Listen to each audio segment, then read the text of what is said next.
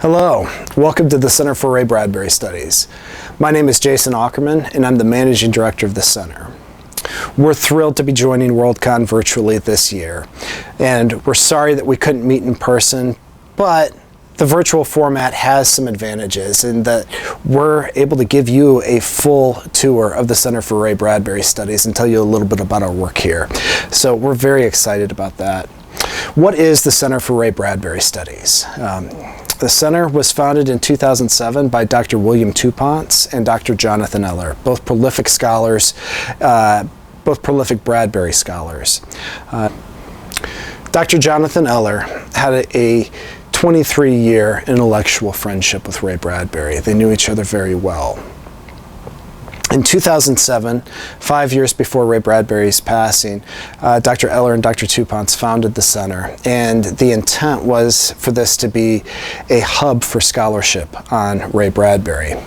They established a scholarly journal, the New Ray Bradbury Review. 6 issues have been produced since the center's founding. We've also produced 3 volumes of the collected stories of Ray Bradbury, where the scholars try to find the original settled intent that Bradbury had for his stories before they went on to the publishers. So that's a little bit of our scholarly work, but in 2013 and 2014, the mission of the Center for Ray Bradbury Studies expanded drastically when, thanks to the generosity of the Bradbury family and Don Albright, Ray Bradbury's principal bibliographer and close friend, we received a massive collection, over 150,000 pages of Bradbury's correspondence, early drafts of his stories, manuscripts, typescripts, you name it. We received a large volume of papers that we are still processing and still sorting through to this day. We also received a large collection of Bradbury's personal effects.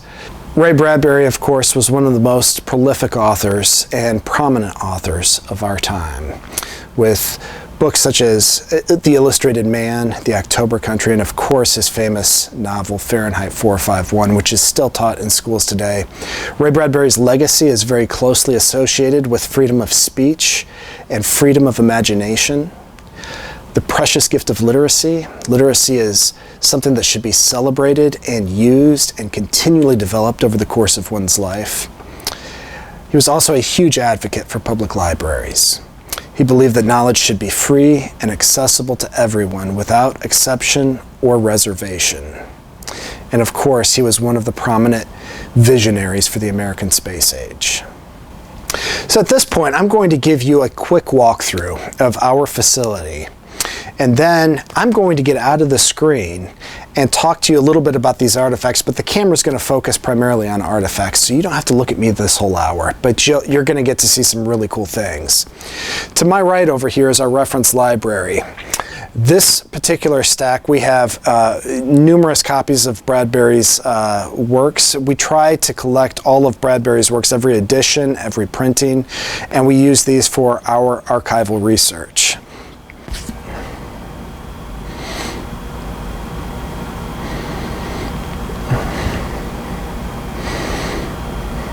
Coming further down in the stacks here, we have our foreign collection. Bradbury is one of the most widely translated authors in the world, and we have, as you can see, many foreign editions. Here at IUPUI, located on the floor of this building, Kavanaugh Hall, is our program for intensive English. We have had students from Romania, France, Argentina, Denmark, Russia, Thailand. We've had students from all over the world tour the center. We have yet to have anybody visit the center who could not pull a book off of our shelf and read a Bradbury story in their native tongue. My personal favorite is the Danish first edition of, can you guess? Fahrenheit 451. They converted it to 233 Celsius for the first edition, but in all of the subsequent editions, they actually got the title right and called it Fahrenheit 451. So this is incredibly rare. We have 3 copies here, and I just absolutely love this. To my left, on this very long table, is our archival processing area. You can see we keep very busy with over 150,000 pages to process, to organize, and to really get this to a point where we are a working archive where scholars can visit. We've got a pretty hefty task in front of us. Of course, on this back wall is a representation of Bradbury's work in Hollywood. Of course, he's known primarily as the author of Fahrenheit 451 and numerous science fiction, fantasy, and horror stories. But he also got his start in Hollywood when he was quite young, when he was asked by the great John Huston to script Moby Dick. John Huston had read Ray Bradbury's short story, The Foghorn, also known as The Beast from 20,000 Fathoms, and noticed Bradbury's poetic description of this beast, and he said, if anybody can channel Melville, it's this young guy, Ray Bradbury. So Bradbury's first start in Hollywood was scripting Moby Dick, an Academy Award-winning film. Not bad, not bad. Of course, Ray Bradbury worked on a number of films after Moby Dick. It Came from Outer Space was a bit of a game changer in the science fiction film. In fact, years later, at the screening of Close Encounters of the Third Kind, Steven Spielberg and Ray Bradbury, of course, were both at that event, and Spielberg approached Bradbury and said, how did you like your film, Ray? And Mr. Bradbury kind of said, well, what are you talking about? And Steven Spielberg allegedly said, if you had not made It Came from Outer Space, this film would have never been made. And Ray Bradbury said, can I tell people that? And Spielberg said, yeah, of course. And he said, well, then I'm your papa. Of course, Beast from 20,000 Fathoms, he helped launch, or at least had a significant impact on Edward James Olmos and the career of Joe Mantegna from Criminal Minds, with the stage adaptation of his short story, The Wonderful Ice Cream Suit, which was later done for film. Of course, The Illustrated Man, Francois Truffaut's Fahrenheit 451 remains a classic. And Something Wicked This Way Comes. In the early 1980s, Disney decided to take on a new film project and adapt Ray Bradbury's famous horror novel, Something Wicked This Way Comes, for the big screen. Ray Bradbury, that was his, from what I understand, that was his favorite work that he ever produced. And he felt that his novel was a perfect screenplay for the film and didn't really want any changes to be made. Disney, being at the time mostly family-oriented films, really wanted a more family-friendly, less sinister storyline. And the director had some of his own ideas. So you had 3 competing ideas working on this film. And when it was complete, it was screened for a limited audience. And it did not do well. The audience was not overly impressed. Disney panicked because, of course, they had a significant investment in the film. They brought back the entire cast. They shot whole scenes from the film. The entire film was recut. They brought James Horner in to do the soundtrack. And that final version is what we have today. You'll notice in certain scenes that the boys have a little less baby fat because they were almost a year older when some of those scenes were shot. Our senior advisor to the Bradbury Center, Dr. Phil Nichols at the University of Wolverhampton, is an expert on all things Bradbury media. That was his research focus for his dissertation, and he's continued to publish on that. And he runs the website Bradbury Media, and he was here in November of 2017 for a research visit. Spent about 3 weeks here in the center with us, and he and our director, Dr. Jonathan Eller, were looking through the archives. I can't remember what they were searching for at this time, but they came across a box of VHSs that we had not processed in the collection yet, and just out of curiosity started thumbing through, and they found a VHS of, well, the label simply read in Ray Bradbury's handwriting, SW Original. And they thought, there's no way. So we pulled out a tube TV and an old VCR. We popped the VHS in the VCR, and sure enough, it is the original cut of the film. Why that's significant is Dr. Phil Nichols had spent years trying to track down the original cut of this film, especially when he was working on his dissertation, was unable to find one. Even reaching out to the Disney archives, he was unsuccessful in securing a copy. So to our knowledge, that is the only copy of the original cut of Something Wicked in existence. There may be others out there. There may be some in the Disney archive buried somewhere, but for what we know right now, that's the only copy. So it has been digitized and it has been preserved, but that's one of many scholar adventures that we have here in the Bradbury Center. We also have a number of Ray Bradbury's original filing cabinets. These shorter cabinets were in his Palm Springs residence, and the taller ones were mostly in his garage at his LA residence. The cabinets came entirely with their original contents and in situ.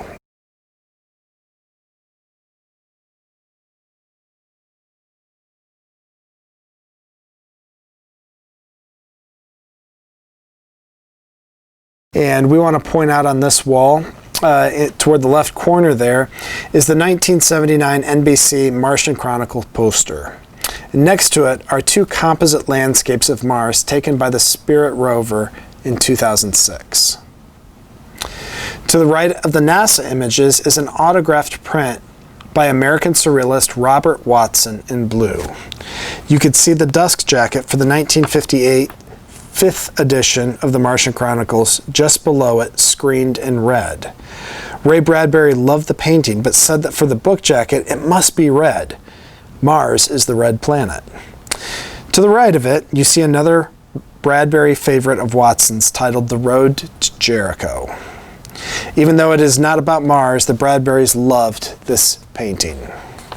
We have 4 objects that have come from outer space or have been in outer space. One of these is a Mars flag that went to the International Space Station aboard the Space Shuttle Discovery in 2006.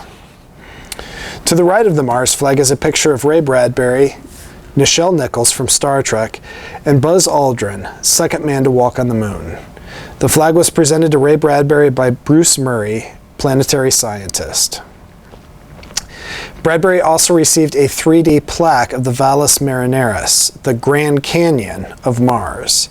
It is almost 4 times greater than the Earth's Grand Canyon, 1,860 miles long and 5 miles deep. Along this wall, you see lateral file cabinets that also contain Bradbury items. And above them, starting on the right, is an early lunar orbital shot of Copernicus crater, one of the most prominent landmarks on the moon. The photograph was taken in 1965. To the left of that is NASA's thermal imaging project for Mars. This image of the polar region of Mars was specifically targeted by Ray Bradbury during one of his visits to the Jet Propulsion Laboratory. Next to the left is JPL's thanks to Mr. Bradbury for inspiring and publicizing the 2006 landings of the Spirit and Opportunity rovers, which landed on opposite sides of Mars. This image was taken by Spirit and was enlarged and given to Bradbury by lead geologist Jim Rice in 2007. The photograph was signed by the whole Jet Propulsion Laboratory team. There is a group of rocks in the picture named by Jim Rice, Martian Chronicles. Further to the left is a memento of the Viking landings in 1976. Vikings 1 and 2 were the first successful landers to touch down on Mars. These pictures show the landing sites and one of the first photos of the Martian surface. This composite memento was presented to Ray Bradbury by NASA's Langley Research Center in appreciation for Bradbury's participation on the NASA panel, Why Man Explores, which became a book. Well, at this point, I want to give you a quick look at Ray Bradbury's basement office recreated with entirely original artifacts. This is what everybody wants to see when they come to visit the center. But on our way back, I want to point out our author stock. These are Ray Bradbury, these are books that Ray Bradbury owned. They're Bradbury books that were owned by Bradbury that came as part of the collection.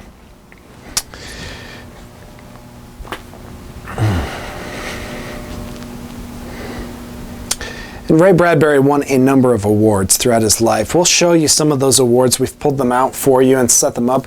But as a permanent display, we have some of the citations that go along with those awards. For example, his National Medal of Arts, his Peabody, his Pulitzer, his Emmy.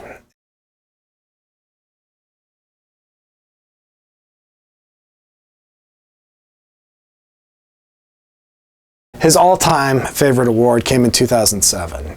He was awarded the French Medal of Arts and Letters. We do not have, we do not currently curate that award here.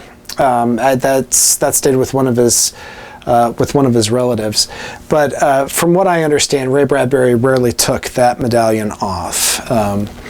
And wore it very proudly. To him, that signaled that he had really crossed a line from popular culture to what some may consider high culture or prestigious culture. Of course, he was often neglected by academics for most of his life and for most of his professional career because he was known as a pulp fiction writer. And of course, you know, literary snobs don't believe that that type of literature belongs in literature with a capital L within that category.